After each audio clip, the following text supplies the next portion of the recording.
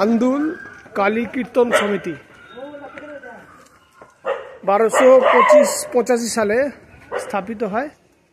বলাইচন্দ্র আছেন। এবার আমি এই কালী কীর্তন ভ্রমণের করছি। দিদি, এই আপনি আপনার নামটা বলবেন? আমার নাম রামনাথ ভট্টাচার্য। আচ্ছা, আপনি এই বাড়ির ছেলে? আচ্ছা দিদি, আপনার? মিলি ভট্টাচার্য। আমি এই বাড়ির বউ। আচ্ছা, আপনার বাড়ি ওই ঠাকুর ঘরটা খুলে দেবো? ঠিক আছে। এবার এই যে কালী কীর্তন নিয়ে আপনি যদি একটু বলেন। ঠাকুর ঘরটা খুলে দেবেন? হ্যাঁ, দিচ্ছে। আমি একটু আপনাদের দেখিয়ে দিই।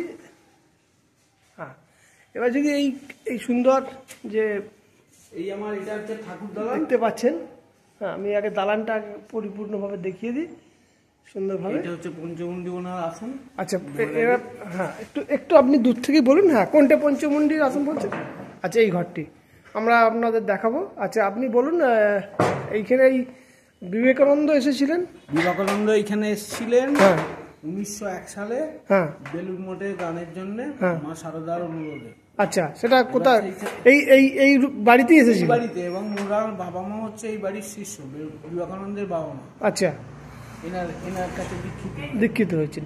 এই যে শিব ঠাকুর এটি, আর পঞ্চমুণ্ডী আসলে এটার মধ্যে ছিল। আচ্ছা, বিবেকানন্দ কোথাটা এসে বসতেন প্রথমটা? এই যে ইয়ে করে দেয়া আছে, আলপনা দেয়া আছে, এইখানেই হচ্ছে বিবেকানন্দ এসে বসতেন।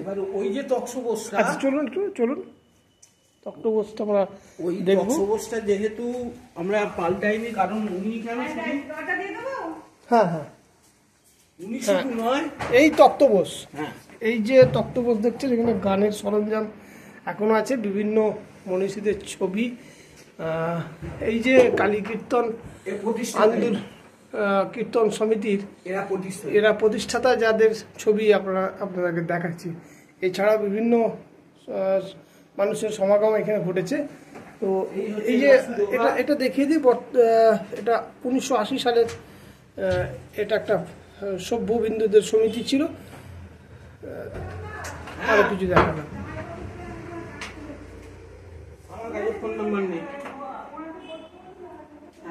আচ্ছা, এরপর হ্যাঁ আপনি যেটা বলছিলেন যে এইখানে